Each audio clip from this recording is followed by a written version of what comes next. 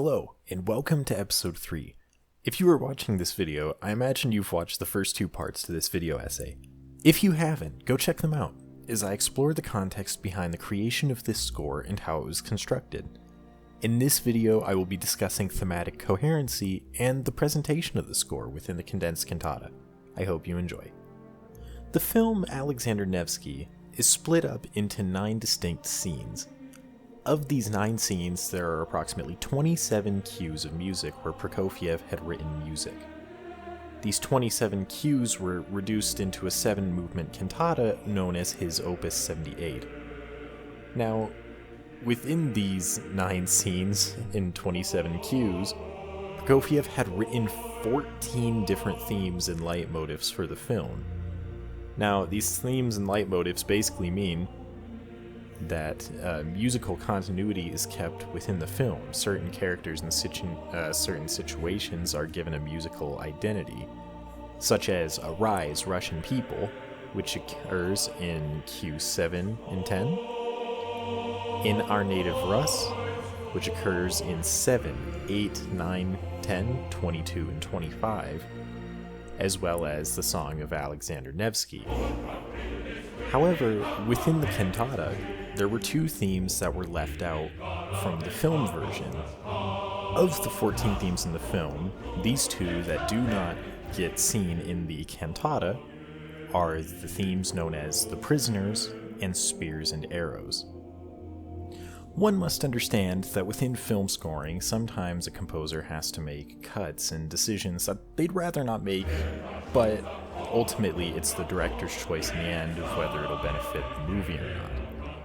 Now, with the cantata, Prokofiev sought to create the musical work that he had envisioned without having to make any of the cuts in the film. With this being said, no one wants to sit down and listen to an hour and 30-minute long film score, so he had to make it a little bit more digestible, rather than forcing the audience to either get bored or, groan of sitting around for a long time. So a lot of this 7-movement cantata features abbreviations, consolidation, recomposition, expansion, and has additions even that aren't even in the film. Whether it's an alternate orchestration or a slightly different snippet here and there of just different composition totally. Let's start by a movement-by-movement analysis of the cantata, starting first with Russ under the Mongol yoke. Ruse under the Mongol yoke is the opening theme in the film, built off an ominous and unstable double-dotted quarter note, followed by 2 30-second notes, leading into the note a whole step above the starting pitch. I know that sounds like a bunch of technical mumbo-jumbo composition-wise. It can be heard by the high end of the orchestra with the violins and the piccolo. Now, this is the main theme used to represent the destruction of the invading Mongols, particularly how the character Russ is kind of feeling down and out of it. It is worth noting that this theme appears twice in the film. When we're talking about story context, this pseudo-prologue has to take place between Alexander Nevsky, Rus, and the Mongols. So the Mongols were actually invading Novgorod first, but Alexander Nevsky essentially said, hey, this holy empire that's invading is significantly worse than the Mongols that are attacking us right now. So how about let's take them out first and then deal with the Mongol threat?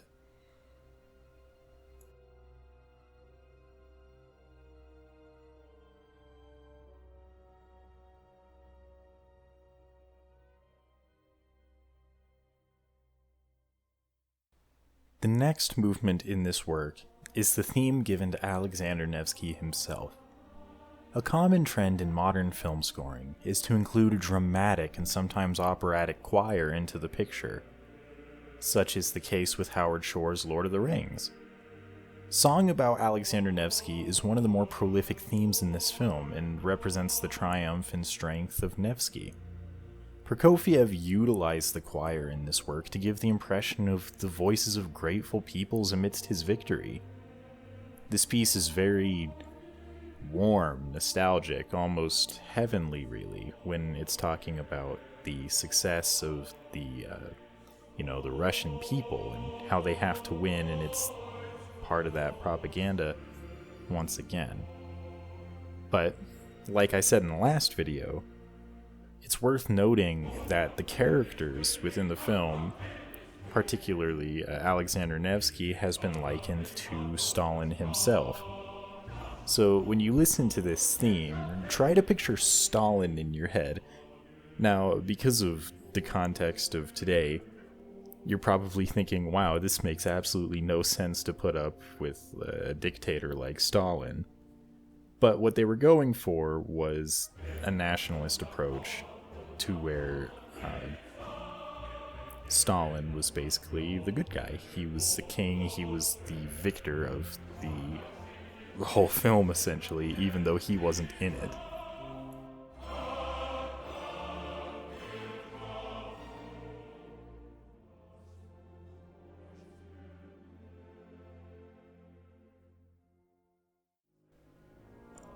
Within the Crusaders in Pskov, we hear a very grim, menacing, and churchly first statement of the theme that is given to the invaders. The bass instruments play a murky, dotted quarter-eighth note rhythm to give a feeling of unease. This theme is represented by the basses and tenors of the massive choir. This battle chanting shows the ferocity and relentless nature of the Teutonic Knights. This is one of the most important themes in the film. It occurs approximately 4 times. And it's essentially every time that we do see the invaders doing something really, really bad, these Teutonic Knights. So when you look for it, you're going to want to listen for the tuba, the string basses, and sort of the low end of the orchestra doing this. Da, da, da. And then, followed by that, is chanting. Dun, dun, dun, dun, dun, dun, dun, dun, dun, dun, dun, dun, dun, dun, dun. It occurs multiple times in the film, and it's one of those things where when you listen in for it, it's really cool.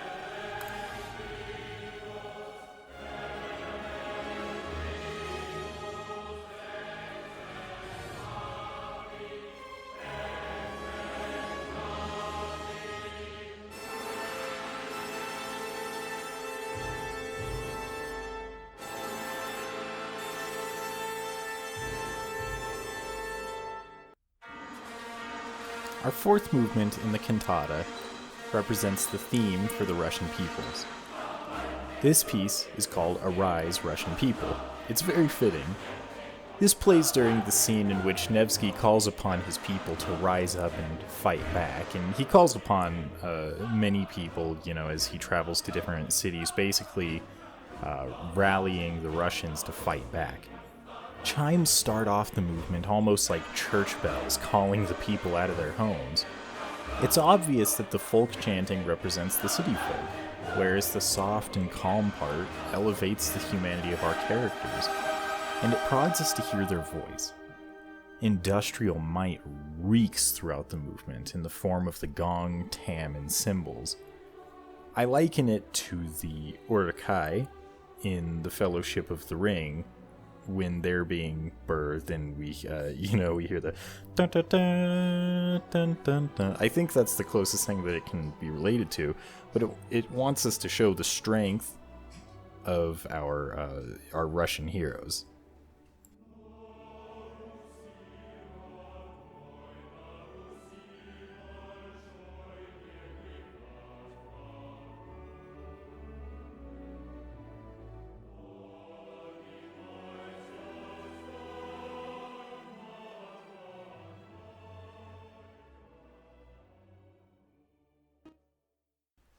The fifth movement is the longest movement in this cantata, and this is basically the concert suite of the infamous Battle on the Ice. Now, I essentially could make a essay on this battle and this piece of music alone. It's so huge, epic, bombastic. The movement is the longest of the work, sitting at 12 minutes long. This is the climactic battle of the film, and the music never lets up. Every huge battle from any motion picture you can think of was likely heavily inspired by this work as well as their musical counterparts. Every important theme clashes in this movement, and it's arguably the most polyphonic and active. Prokofiev lures the audience in by starting the piece off slow and ominous as the quiet before the storm, preparing the audience for the battle to come. You hear very high violins as the Russians gaze out, and they see the Germans sitting out in the distance, and there's just so much tension within the scene and the score. But then the moment we see the Germans, start marching and then charging towards our Russian heroes, the tempo increases, the polyphony increases, and all hell ends up breaking loose eventually. It's one of the coolest battle pieces, if you will, ever written for cinema, and it was made back in 1938. So the fact that it holds up with even modern day cinematic battles is really cool music-wise.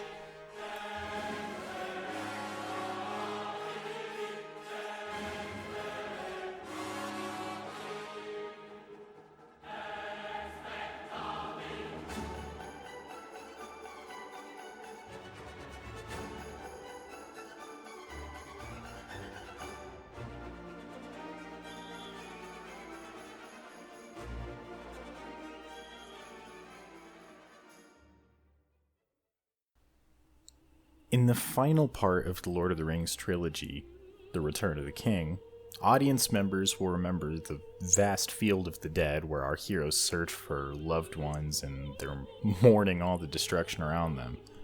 It's very possible that Peter Jackson was inspired by this solemn moment in which the scene is very similar. A woman searches for her dead lover and she observes the destruction and desolation. An operatic mezzo-soprano represents the voice of the mourning widow, a technique that Howard Shore borrowed for Lord of the Rings. This piece of music is kind of named after the situation, the field of the dead. It's arguably the most depressing, dark, and solemn. I mean, there's only so many words you can use to describe it to show how dark it is. Because even though it may look fun on film, war isn't fun. People die, whether it's the Russians or the Germans, and Prokofiev was very well aware of this, especially during the war years when Russia was getting involved with World War II. There was so much death. Just look at his 3 wartime piano sonatas. He's no stranger to the subject, and I feel like he perfectly captured the mood of the scene and brought humanity to what was once fun to look at on the screen as a battle. We now see dead bodies strewn about, a very desperate woman trying to find her love, and it's just really dark. Really, really dark.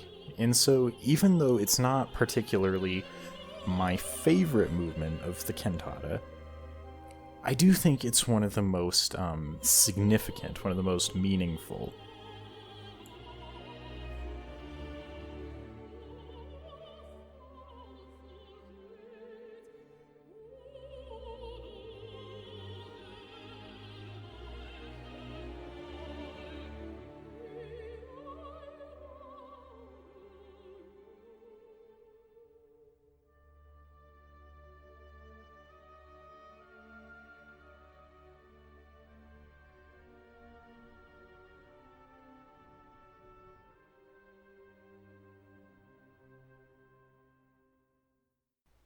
In the final movement of this work, in its full glory, we hear Nevsky's song blasted by an angelic and triumphant choir, aside the church bells and gong that represented his town. He is returned to his home victorious in the final movement, Alexander's entry into Pskov. For the first time in the film, we hear a very happy and playful tone in a major key with flourishes of saxophone, xylophone, flutes, and violins on top of a soft and grateful choir.